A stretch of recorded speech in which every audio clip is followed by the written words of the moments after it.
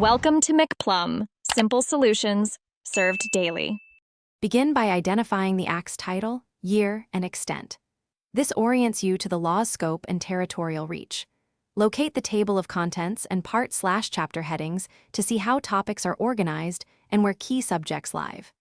Note definitions in Section 2 or Early Definitions Clause because terms like person, service, or interest can change interpretation. Mark marginal notes and schedules that summarize complex provisions. Skim to find amendments and effective dates to know which text applies now. Read each section line by line for operative words and exceptions. Focus on punctuation and comma placement because they affect meaning. Identify mandatory words like shall and permissive words like may to determine duties versus discretion. Watch for savings, provisos, and exceptions that limit application. Track cross-references to other sections, schedules, and external acts, and open those texts to read the full context.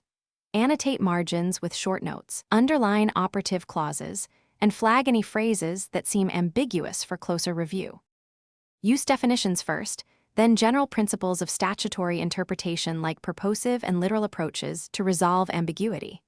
Compare old and amended text to determine current law and transitional rules, record effective dates and sunset clauses. Check related rules, notifications, and form requirements such as Form 1099 or specific filing deadlines when applicable. Create a one-page summary with elements, penalties, timelines, and filing forms to guide practice. When uncertain, consult legislative history, committee reports, and authoritative judgments to confirm practical application.